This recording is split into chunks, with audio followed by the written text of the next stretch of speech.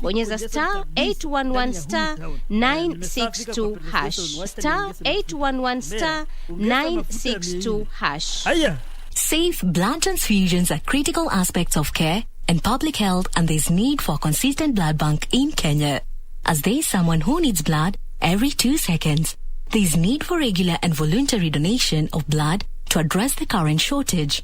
A culture of donating blood voluntarily is important to improving the situation in Kenya, as it helps save millions of lives by improving the health and quality of many patients. You can donate blood anywhere across the country at your nearest Kenya National Blood Transfusion Service Satellite Center.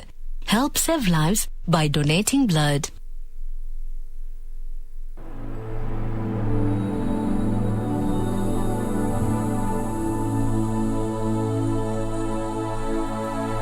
Every day, over 15 million members are transforming Africa.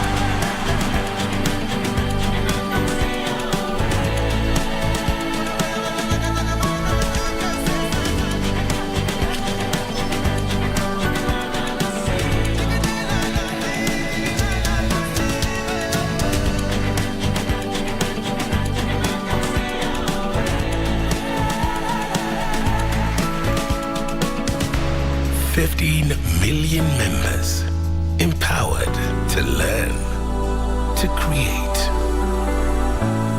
to grow, to harvest, to lead, to dream.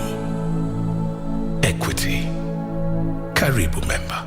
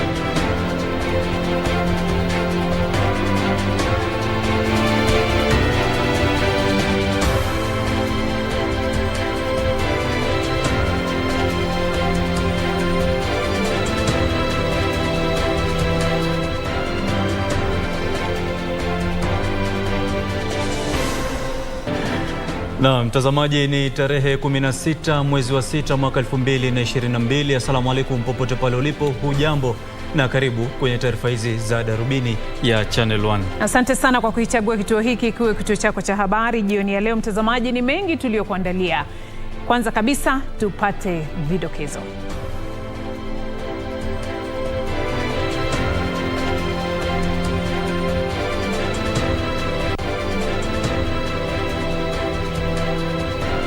Polisi waanzisha msako dhidi ya gengi linalohangaisha wenye maduka ya M-Pesa jijini Nairobi.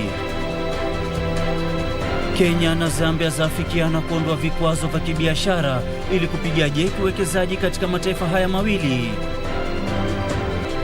Serikali yafadhaishwa na idadi ndogo ya vijana ambao wamepokea chanjo dhidi ya COVID-19.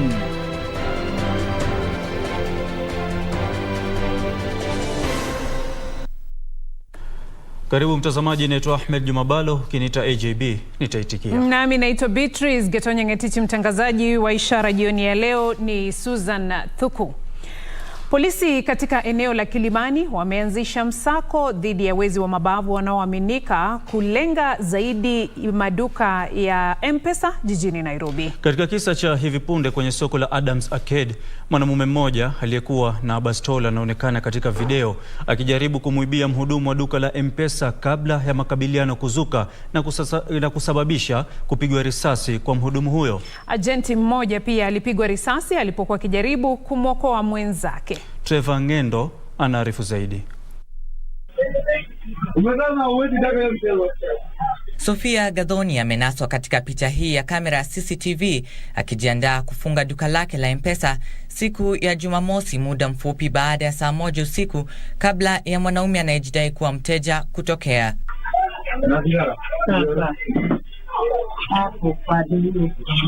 Bila yeye kutarajia, mwanaume huyo anamkaribia na kumlenga kwa bastola kabla ya kumpiga risasi.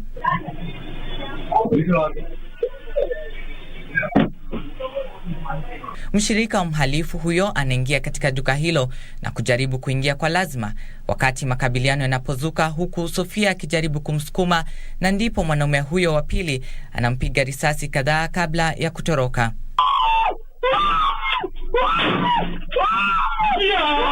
Katika makabiliano hayo, Paul Githinji ambaye pia ni agenti alipigwa risasi na kufariki alipokuwa akijaribu kumwokoa Gatonye. Wawili hao walikimbizwa hospitalini ambapo walifariki kutokana na majeraha ambayo walipata. Idara ya upelelezi wa masuala ya jinai imetoa video nyingine ambayo inamuonyesha mwizi mmoja ambaye anaaminika kuwa sehemu ya genge la majambazi wanaolenga wahudumu wa maduka ya M-Pesa, huku ikitoa wito kwa wananchi kusaidia kumtambua mwanaume huyo ili kuhakikisha kuwa haki inatendeka kwa waathiriwa. Trevor Ngendo, Darubini. Tukiachana na taarifa hiyo, Kenya na Zambia zimekubaliana kushirikiana katika kuondoa vizingiti vinavyotatiza biashara na uwekezaji kati ya nchi hizi mbili.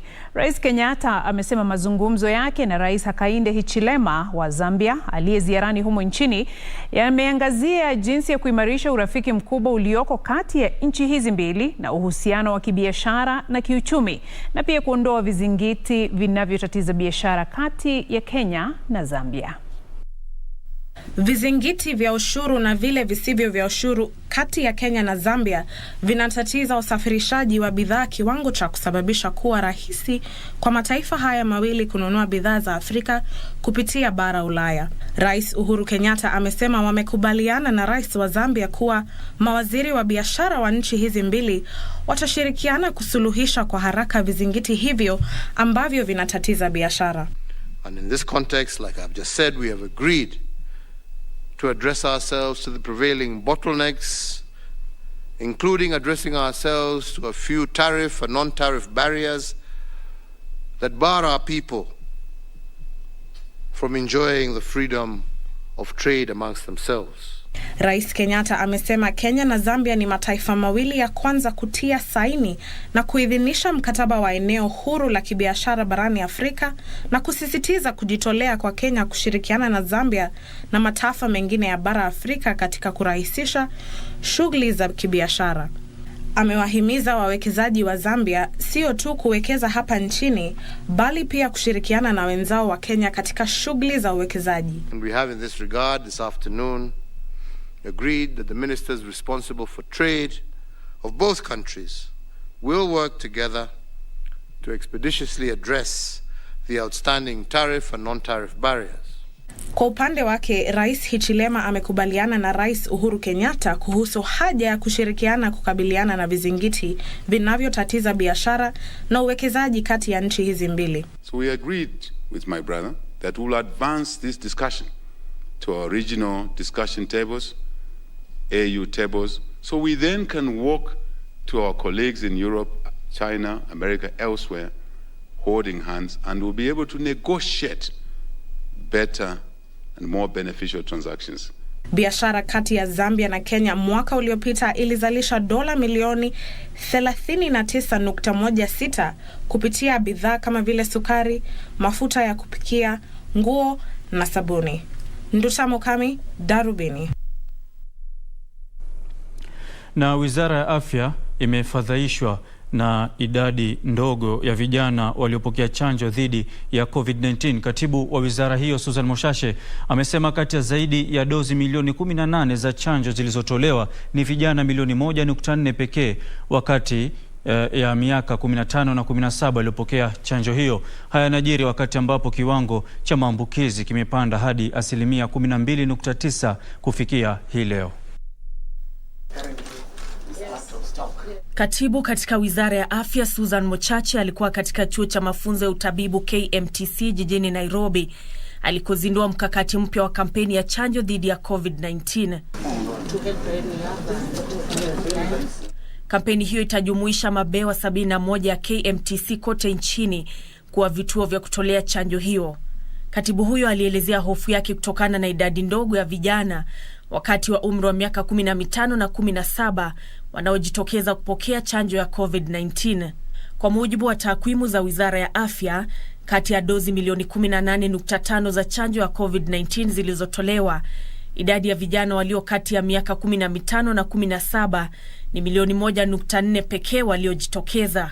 Our statistics show us that young adults have not yet embraced the vaccination uptake campaign, even when there is evidence that so many of them actually contract the virus. And the situation is even worse on the youth who are expected to or are about to join universities and colleges. Katibu huyo alisema kwamba Kenya ingali inajikokota kwenye mpango wa kutolewa kwa chanjo, kwani haijafikia kiwango cha 70% ya wananchi waliochanjwa ilivyoelekezwa na Shirika la Afya Ulimwenguni, huku asilimia ya watu wazima waliochanjwa kikamilifu ikiwa ni 31.4. A recent report by the WHO estimates that by May of this year, 1 billion people in lower income countries remain unvaccinated, and only 57 countries vaccinated up to 70% of their population. Serikali inalenga kuchanja zaidi ya watu milioni 27, huku wito wa kutolewa kwa chanjo ya ziada ukiendelea kutolewa. People who are immunocompromised, people who have got underlying conditions certainly need a third dose. And also noting that over time, the immunity, even for a healthy person who has been vaccinated, begins to go down, necessitating the need for a booster shot for an increased immune response. Haya yanajiri wakati kiwango cha maambukizi humu nchini kikipanda hadi 12.9. Hii ni baada ya watu 427 kuthibitishwa kuambukizwa virusi vya corona kutoka kwa sampuli 3,307 zilizopimwa. Hakuna kifo chochote kilichonakiliwa, huku idadi jumla ya vifo ikisalia kuwa 5,651. Wagonjwa 47 wamelazwa hospitalini, huku 4 kati yao wakitunzwa katika chumba cha wagonjwa mahututi. Wengine 365 wanatunziwa nyumbani. Nancy Okware, Darubini. Mtazamaji, taarifa hiyo inatukamilishia awamu ya kwanza ya Darubini ya Channel 1. Kwa sasa tuelekee kwenye mapumziko, tukirejea ni taarifa zaidi, usiende mbali.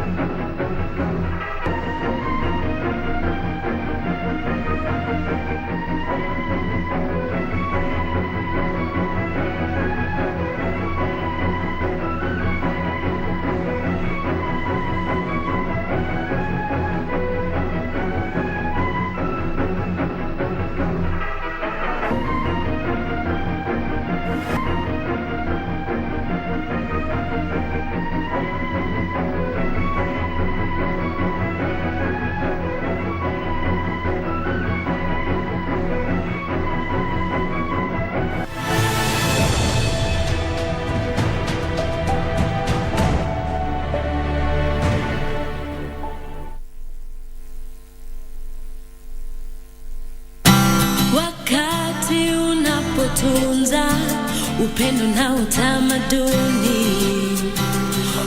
Bhalo ni halisi inakuwa tundo la maisha.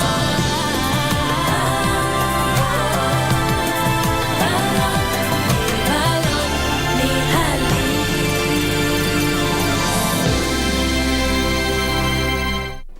Do you have a news story to share with KBC?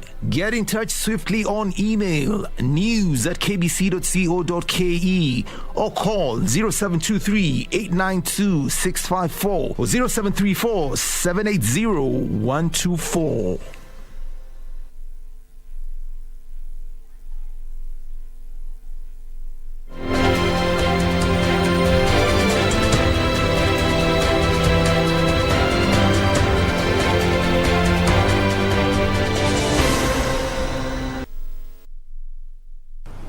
Karibu tena mtazamaji, unaendelea kutazama Darubini ya Channel 1 jioni ya leo. Serikali itaanzisha sera ya kudumisha hadhi kazini ambayo inalenga kuboresha mifumo na mitazamo ya watumishi wa umma. Katibu katika Wizara ya Utumishi wa Umma, Vijana na Masuala ya Jinsia, Mary Kimonye, amesema kuwa wananchi watapewa fursa ya kukagua huduma za serikali. Kimonye alitoa wito kwa watumishi wa umma kuhakikisha kuwa wanatoa huduma ambazo zinawafanya wananchi kuwa na imani. Sherehe za maadhimisho ya siku ya huduma barani Afrika itakuwa hafla ya siku 2 ambayo itaandaliwa katika ukumbi wa mikutano ya kimataifa KICC baina ya tarehe 21 na 22 mwezi huu. Kauli mbiu ya hafla ya mwaka huu itakuwa Kenya iko hapa, safari ya miaka 10 ya kuboresha utumishi wa umma. Akiongea wakati wa mkutano wa staftai wa siku ya huduma barani Afrika, katibu katika Wizara ya Utumishi wa Umma Mary Kimonye amesema kuwa serikali itaanzisha sera ya kudumisha hadhi kazini. To be able to transform the human resource, you need the right policies in place, and therefore we have started looking at our policies, and one of the policies we have developed to help in that area, and also to answer a very important question which was asked here about how we treat members of the public, is a policy on dignity at work. We are calling it the Dignity at Work policy. The Dignity at Work policy speaks to the environment of receiving and giving services, ambayo inalenga kuboresha mifumo na mitazamo ya watumishi wa umma. Kimonye alisema kuwa hafla hiyo ya kila mwaka itaangazia zaidi mafanikio yaliyofikiwa na watumishi wa umma katika muda wa miaka 10 iliyopita. The end of term of His Excellency the President, and therefore we will be looking at achievements in the transformation of the public service for the last 10 years, and then rethinking the public service of the future going forward.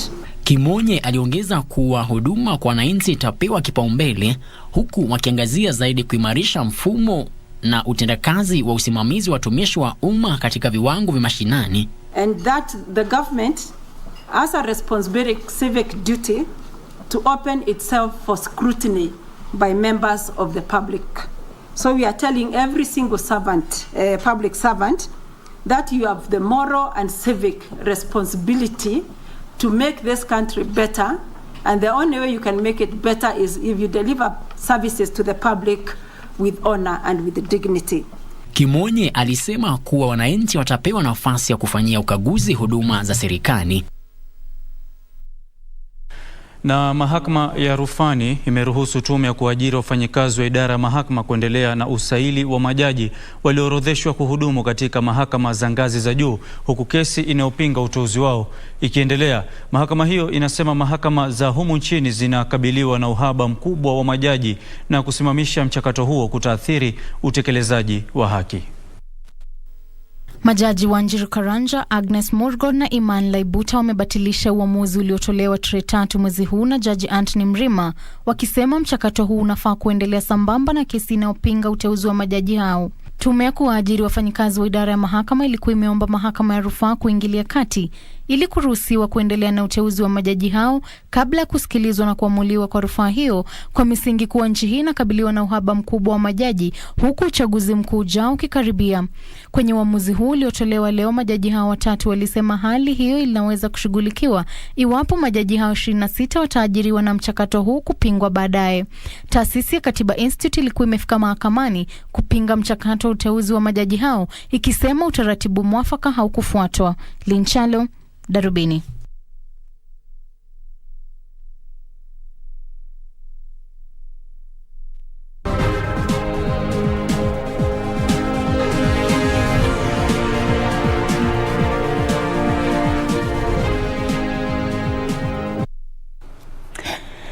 Mtazamaji, sasa tuangazie za biashara. Mwenzangu Isaac Lemoka tayari ameshafika upande ule mwingine wa studio kuelekeze viwanjani. Bodi ya wahandisi humo nchini imehimizwa kujiunga na kuratibisha azimio la Washington kuhusu uhandisi. Kufanya hivyo kutahakikisha kwamba mipango ya wahandisi ama ya uhandisi iliyoidhinishwa na bodi hiyo inatambuliwa kwenye uwanda wa kimataifa. Kwa kina cha taarifa hii ni kwenye mkusanyiko wa habari zetu za biashara. Takriban wahandisi 1500 waliokongamana mjini Mombasa kwa warsha yao wameirai serikali kutenga 0.5% ya bajeti kuhusu muundombinu kufadhili utoaji mafunzo kwa wahandisi wa humu nchini. Mwenyekiti wa bodi ya wahandisi humu nchini, Erastus Mongera, amesema bodi hiyo iko katika harakati ya kuainisha ada za leseni za wahandisi ili kuhakikisha zinaambatana na viwango vya kimataifa. As a region, we have East Africa community, and as professionals we have come together and signed what we call mutual recognition agreement. That agreement enables engineers, those who are the Kenyan engineers, will go to Uganda and automatically get registration in those countries. Kwingineko, Wakenya wanaoishi ughaibuni wanapendelea kutuma pesa humu nchini kwa njia ambazo sio rasmi kufuatia gharama ya juu ya utumiaji pesa hizo.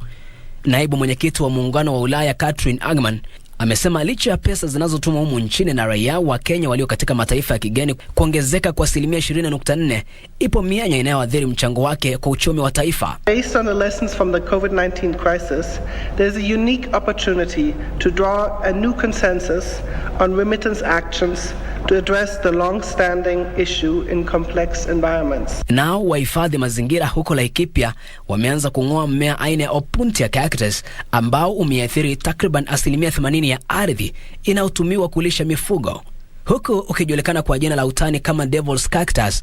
Mmea huo mharibifu unazorotesha rutuba na kukausha chemichemi za maji, mbali na kuathiri maisha ya mimea mingine na hata wanyama. Simply means that the herbivores, that is wildlife and cattle, don't have grazing material to survive.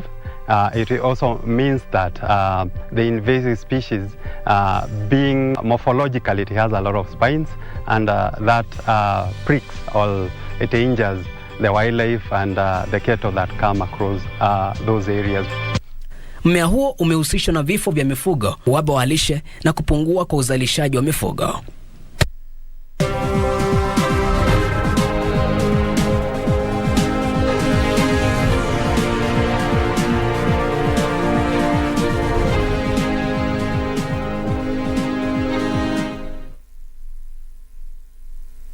Top sports attractions on KBC Channel 1. In July, Kenya Morans face off against the DRC, Egypt and Senegal in the FIBA Basketball World Cup African qualifiers in Alexandria, Egypt from 1st to 3rd of July 2022.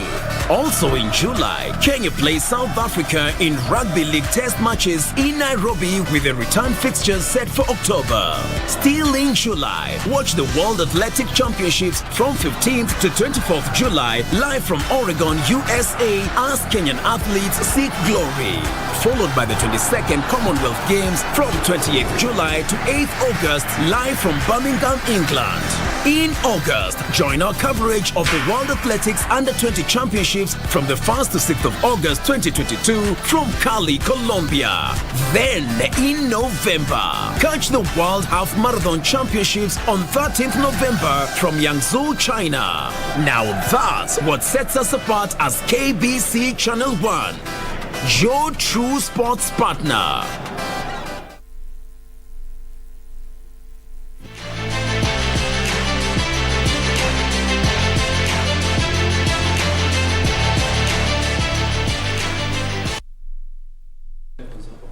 Na karibu katika Darubini Michezo mtazamaji, mimi ni @I Lemoka. Aisa Amwari atakayeshiriki kwenye mashindano ya mwaka huu ya magari ya WRC Safari amepokea udhamini kutoka kwa kampuni ya ubashiri wa michezo ya Mozart. Dereva huyo anayeendesha gari aina ya Mitsubishi Evolution 10 atakuwa miongoni mwa madereva 34 watakaoshiriki kwenye mashindano hayo yatakayoandaliwa kuanzia tarehe 23 hadi 26 mwezi Juni huko Naivasha.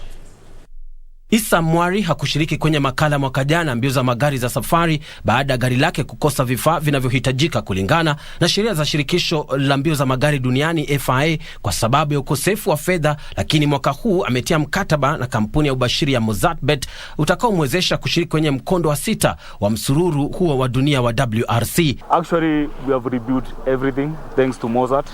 We have rebuilt everything, we have put in new parts. Thanks to Mozart, because they came to play big part for us this time, and we are really looking forward to it. I support him because if you look at the previous national championships rounds, maybe about 2 or 3 rounds he has not been able to participate, and this is because of the expenses that come with it. So for this one we decided to cater for all his budgetary allocation in terms of spare parts, fuel and all that it takes in line with the regulations from FIA. Dereva Karan Patel kwa upande wake pia amejiandaa vyema kwa mashindano ya mwaka huu. Dereva huyo aliyemaliza katika nafasi ya 8 mwaka jana ataendesha gari lake aina ya Ford Fiesta R5 pamoja na msaidizi wake wa muda Tosif Khan. Karan amekuwa na msimu bora mwaka huu ambapo alishinda mashindano ya mbio za magari barani Afrika ya Equator mwezi Mei. With more experienced now drivers who have already done one safari, I'm sure that we can't expect a lot of dropouts, the DNFs, so I'd be ecstatic if we finish top 10, but I think top 15 would also be good for a WRC2 car. Jumla madereva 15 humu nchini watashiriki kwenye mashindano hayo ambayo yamewavutia miongoni mwa wengine bingwa mwaka jana Mfaransa Sebastian Ogier na dereva anayeongoza msuru huo Kalle Rovanperä wa Finland. Mashindano hayo yatakuwa ya umbali wa kilomita 363 huku ukinzani mkubwa ukitarajiwa karibu na ziwa Naivasha na Elementaita. Mashindano hayo yataanzia katika uwanja wa Kasarani tarehe 23 mwezi Juni baada ya kuanzishwa rasmi nje ya jumba la KICC ambapo madereva watashindana katika mkondo wa super special wa umbali wa kilomita 4.84 kabla ya kuelekea Naivasha. Bernard Okumu, Darubini Michezo. Na vizuri sana Bernard Okumu. Tukiachana na hayo ya Safari Rally, tuangazie raga ambapo kocha wa timu ya taifa ya raga ya wachezaji 7 kila upande Damian McGrath amewapa changamoto wachezaji kuwa hawatapata nafasi ya moja kwa moja kwenye timu itakayoelekea kwenye michezo ya Jumuiya ya Madola mjini Birmingham huko Uingereza. Shujaa ndio timu ya hivi punde zaidi kujiunga na kambi ya Kenya, huku kocha McGrath akisema michezo hiyo itakuwa mwanzo mpya kwa timu hiyo ya wachezaji 7 kila upande. Kocha wa timu ya taifa ya raga ya wachezaji 7 Damian McGrath amesisitiza kuwa anaendelea kuwatafuta chipukizi kwenye talanta na hakuna mchezaji atakayepata tiketi ya moja kwa moja kwenye timu ya michezo ya Jumuiya ya Madola. Get through to the knockout phases is the first target, and once you get to that, then it's you've got a fighter's chance, and I'm not saying we're confident, but we know that we're going to give some teams a real surprise. As I said, this preparation will make us a completely different animal to the one that played over the last 2 legs. Ananuia kuwatafuta wachezaji zaidi kwenye mkondo wa driftwood mjini Mombasa, na mchezaji yeyote atakayeridhisha atajiunga na timu hiyo. Hard on the catch. We've worked hard on the floor work, the real basics, contact. We've even worked on how to hold the ball properly, because the best players can do those things. And so we're putting in a real base of skills so that allow us to play the type of rugby which will make us successful, but also, the Kenyan public will like to see, I hope. Timu hiyo imeandikisha matokeo duni kwenye michezo ya awali na inafanya mazoezi makali ikilenga kutoa medali kwa mara ya kwanza kwenye michezo hiyo. It's been a learning process from the time we started this journey, and now we know where we had our mistakes. We are trying to rectify them and make it we are trying to make it better going to the Commonwealth Games. Damian pia alikariri kuwa wachezaji watakaoteuliwa timuni si hakikisho ya kusalia kwenye timu. Jumla ya waendeshaji baiskeli 94 wanatarajiwa kushiriki katika makala ya pili ya mashindano ya mbio za baiskeli almaarufu Gravel Migration yatakayofanyika baina ya tarehe 18 na 21 mwezi huu katika mbuga ya wanyamapori ya Masai Mara huko Narok. Mashindano hayo, bali na kutangaza utalii wa Kenya katika michezo, yanakusudia pia kuwapa waendeshaji baiskeli chipukizi nafasi ya kukuza talanta zao. Mshindi wa mwaka jana kwa upande wa kinadada Mkenya Nancy Akinyi ni miongoni mwa waendeshaji baiskeli 94 ambao watashiriki katika mashindano hayo yatakayojumuisha jumla ya kilomita 650 za ushindani. We don't take it for granted that we have this race because we get to race with other strong ladies like them, which is not something that happens quite often. So we take it so serious, and it will be good to race with them and learn from them. And then washindani watashiriki jumla ya kilomita 128 siku ya kwanza kabla kumenyana na jumla ya kilomita 172, kilomita 129 na kilomita 164 katika siku ya pili, siku ya tatu na siku ya 4 mtawalia. And the idea behind this race is part of a wider initiative to bring the best international competition here to Kenya, so that not only our athletes can access that competition and by virtue of that competition make themselves greater, but also to expose the wider world to the beauty of Kenya. Mashindano haya ambayo yanakusudia kuimarisha utangamano na kuwapa nafasi waendeshaji baiskeli kutoka kanda Afrika Mashariki na Kati. Mashindano hayo yatakamilika Jumatatu na yatashirikisha jumla vitengo viwili. Bernard Okumu, Darubini Michezo.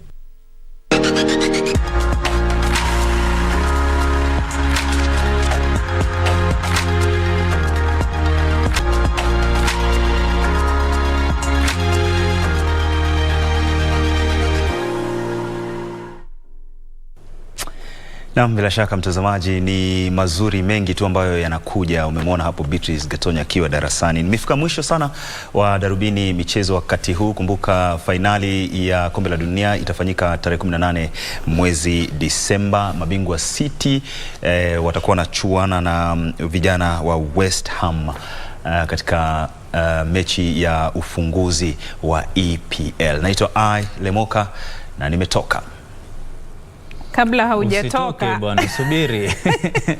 Jana uliuliza swali hapa, mwalimu akahidi atakujibu leo. Usiende mbali. Usiende mbali Lemoka, tulia papo hapo tujifunze mawili matatu kama jinsi ambavyo tulianza hapo jana. Tunajifunza kuhusiana na vyeti mbalimbali vya masomo. Sijui wewe una cheti kipi cha masomo, lakini hapo jana tumefanya diploma na degree. Hivi leo ningependa kukufunza cheti cha masters ama shahada ya uzamili. Masters ama shahada ya uzamili, ama pia tujifunze shahada ya uzamifu ama PhD. Ukitaka kusema PhD ama shahada ya uzamifu, herufi P, H na D.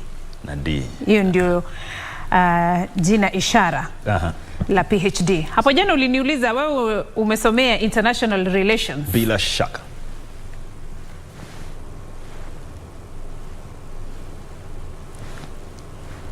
Kwa hivyo una cheti shahada cha shahada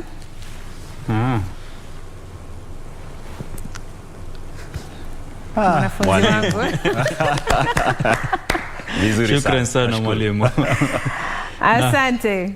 Sasa kama unataka kutoka unaweza toka kaka. Shukrani sana. Tuonane weekend ijayo, hiyo kesho. Wiki ijayo. Inshallah. Shukrani. Na mtazamaji, kufikia hapo hatuna la ziada, ndio tunatamatisha taarifa hizi za Darubini ya Channel 1. Mungu akiridhia, inshallah tukutane wiki ijayo. Mimi naitwa Ahmed Juma Bhalo, ukiniita AJB nitaitikia. Assalamu alaikum. Asante sana kwa muda wako mtazamaji, tufanye vivi hivi tena wiki ijayo majaliwa. Naitwa Beatrice Gatonye, mtangazaji wa ishara Susan Thuku. Usiku mwema.